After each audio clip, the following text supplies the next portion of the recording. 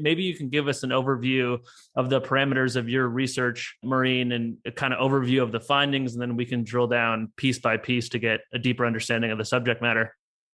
Sounds good. Well, I think the inspiration for the idea came from my initial studies on emotional intelligence, which was looking at the development of emotional intelligence over time. And when doing that research, I came across a lot of research on cross-temporal meta-analysis, so looking at generational changes in personality traits. And there's a lot of research out there. There's research showing that over time, narcissism is increasing, perfectionism is increasing.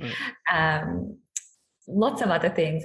Anxiety and depression is rising. So I was really curious how emotional intelligence fits into this space. And, as with many other psychological concepts, there are some varying competing definitions of emotional intelligence. But in this particular paper, the way in which we conceptualized emotional intelligence was similar to that of a personality trait, and it's comprised of 4 overarching facets. So you have the facet which is about well-being, which is, how much of a sense of well-being do you have in your life? We've got the facet self-control, which is, your ability to control your impulses, control your temptations, not give in to your urges. We have the facet emotionality, which is your ability to relate to one another and empathize with other people and be able to detect other people's feelings. And then we have sociability, so your ability to have social skills in your interactions with others.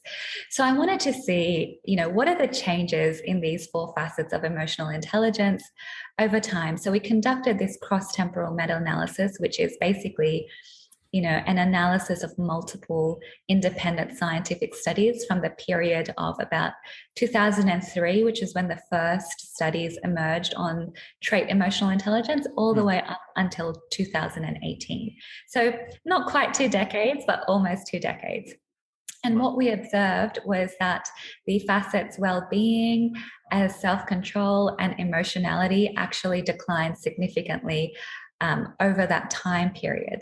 But what was particularly interesting was that we also looked at the factor of technology usage and used that in our analyses. So we looked at over every year, what was the percentage of individuals within that country that had used the internet or technology. So we looked at the countries Australia, the UK, the US, and Canada. And what we found was those increases in technology usage actually predicted the declines in emotional intelligence over time. So we found that really interesting. And that was really in line with a lot of other research on social media and technology usage. There's research showing that when you replace in-person communication with electronic communication, such as over social media or something along those lines, it can exacerbate feelings of loneliness, because there's something very unique about in-person communication that actually allows you to really bond with somebody else. So that's part of why we hypothesized there were these decreases in emotional intelligence. And like I said, this coincides with other research showing that there are increases in depression, there's increases in anxiety disorders, potentially decreases in self-esteem.